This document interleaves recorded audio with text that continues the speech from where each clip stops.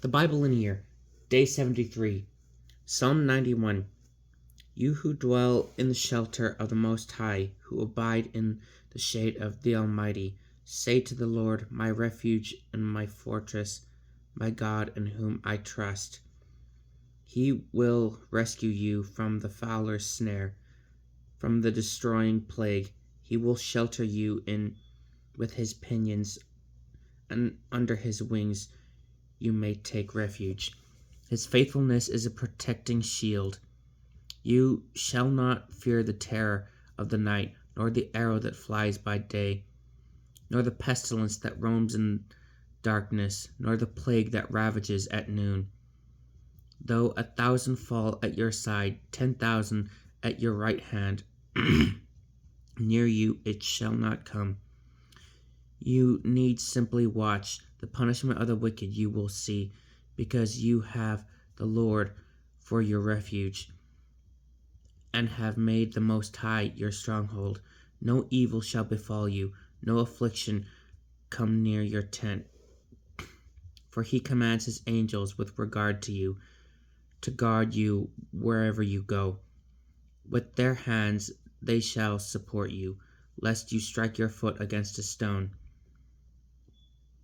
You can tread upon the asp and the viper, trample the lion and the dragon. Because he clings to me, I will deliver him. Because he knows my name, I will set him on high. He will call upon me, and I will answer. I will be with him in distress. I will deliver him and give him honor. With length of days I will satisfy and will fill him with my saving power. Joshua 1-3. After Moses, the servant of the Lord, had died, the Lord said to Moses, Joshua, son of Nun, Moses, my servant, is dead. So now you and the whole people with you prepare to cross the Jordan to the land that I give to the Israelites. Every place you set foot, I have given you, as I promised Moses, all the land of the Hittites, from the wilderness and the Lebanon to the east to the great river Euphrates, and the west, the great sea, will be your territory. No one can withstand you as long as you live. As I was with Moses, I will be with you. I will not leave you nor forsake you. Be strong and steadfast, so that you may give this people possession of the land I swore to their ancestors that I would give them. Only be strong and steadfast, being careful to observe the entire law which Moses my servant enjoined on you. Do not swerve from it, either to the right or to the left, that you may succeed wherever you go. Do not let this book be the law depart from your lips. Recite it day by day, that you may carefully observe all that is written in it. Then you will attain your goal. Then you will succeed. I command you, be strong and steadfast. Do not fear nor be dismayed, for the Lord your God is with you wherever you go.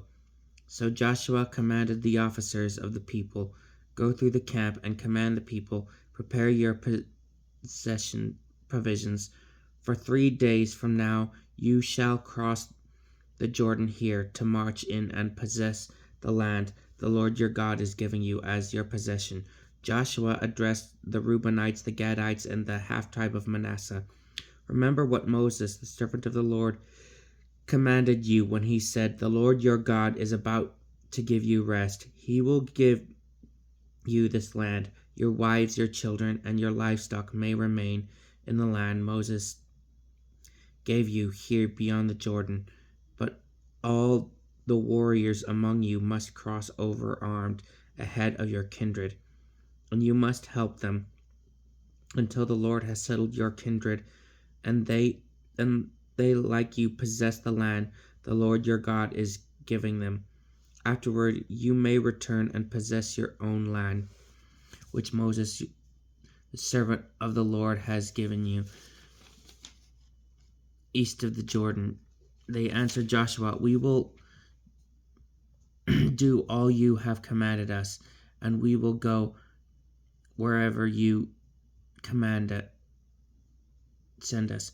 As completely as we obeyed Moses, we will obey you.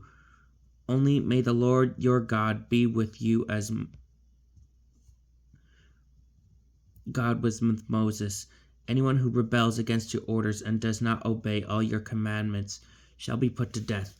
Only be strong and steadfast."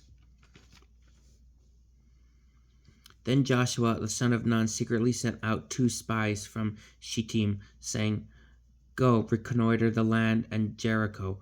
When the 2 reached Jericho, they went into the house of a prostitute named Rahab, where they lodged. But a report was brought to the king of Jericho, "Some men came here last night, Israelites, to spy out the land." So the king of Jericho sent Rahab the order,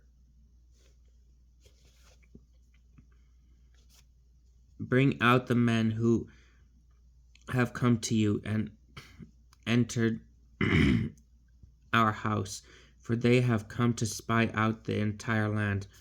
The woman had taken the 2 men and hidden them, so she said, "True, the men you speak of came to me, but I did not know where they came from. At dark, when it was time to close the gate, they left, and I do not know where they went. You will have to pursue them quickly to overtake them." Now she had led them under to the roof and hidden them among her stalks of flax spread out there. But the pursuers set out along the way to the fords of the Jordan. As soon as they left to pursue them, the gate was shut. Before the spies lay down, Rahab went up to them on the roof and said, "I know that the Lord has given you the land, that a dread of you has come upon us, and that all the inhabitants of the land tremble with fear because of you. For we have heard how the Lord dried up the waters of the Red Sea before you when you came out of Egypt, and what you did to Sihon and Og, the 2 kings of the Amorites beyond the Jordan, whom you destroyed under the ban. We heard, and our hearts melted within us. Everyone is utterly dispirited because of you, since the Lord your God is God in heaven above and all the earth below. Now then, swear to me by the Lord that since I am showing kindness to you, you in turn will show kindness to my family. Give me a reliable sign that you will allow my father and mother, brothers and sisters, and my whole family to live, and that you will deliver us from death." "We pledge our lives for yours," they answered her. "If you do not betray our mission, we will be faithful in showing kindness to you when the Lord gives us the land."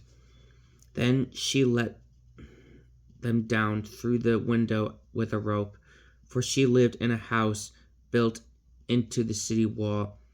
"Go up into the hill country," she said, "that your pursuers may not come upon you. Hide there for 3 days until they return. Then you may go on your way." They answered her, "We are free of this oath that you may need us take, unless when we come into the land you tie a scarlet cord in the window through which you are letting us down. Gather your father and mother, your brothers, and all your family into your house. Should any of them pass outside the doors of your house, their blood will be on their own heads, and we will be guiltless. But if anyone in your house is harmed, their blood will be on our heads. If, however, you betray our mission, we will be free of the oath you made us take. "Let it be as you say," she replied, and sent them away. When they were gone, she tied the scarlet cord in the window. They went up into the hill country, where they stayed 3 days until their pursuers, who had sought them all along the road and without finding them, returned. Then the two came back down from the hills, crossed the Jordan to Joshua, son of Nun, and told him all that had happened to them. They assured Joshua, "The Lord has given all this land into our power. Indeed, all the inhabitants tremble with fear because of us." Early the next morning, Joshua and all the Israelites moved from Shittim and came to the Jordan, where they stayed before crossing over. 3 days later, the officers went through the camp and issued these commands to the people: "When you see the ark of the Lord, the covenant of the Lord your God, which the Levitical priests will carry, you must break camp and follow it,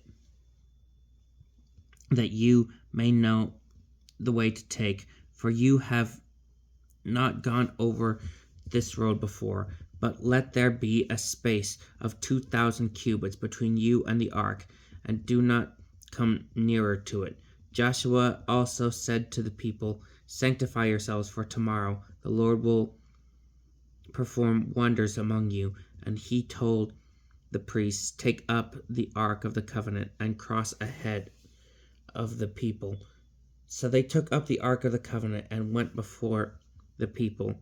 Then the Lord said to Joshua, "Today I will begin to exalt you in the sight of all Israel, that they may know that as I was with Moses, so I will be with you. Now command the priests carrying the ark of the covenant, when you come to the edge of the waters of the Jordan, there take your stand." So Joshua said to the Israelites, "Come here and listen to the words of the Lord your God."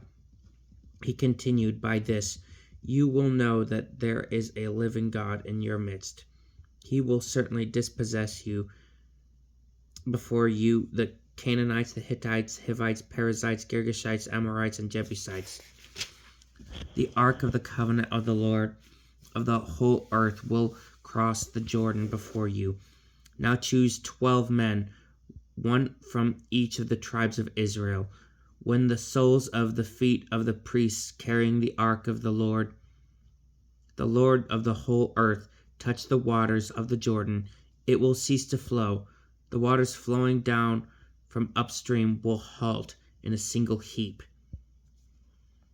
The people set out from their tents to cross the Jordan, with the priests carrying the ark of the covenant ahead of them. When those bearing the ark came to the Jordan, and the feet of the priests bearing the ark were immersed in the waters of the Jordan, which overflows all its banks during the entire season of the harvest, the waters flowing from upstream halted, standing up in a single heap for a very great distance indeed, from Adam, a city in the direction of Zaretha. Those flowing downstream toward the salt sea of Arabah disappeared entirely. Thus the people crossed over opposite Jericho. The priests carrying the ark of the covenant of the Lord stood on dry ground in the Jordan river bed, when all Israel crossed on dry ground until the whole nation had completed the crossing of the Jordan. This is the word of the Lord.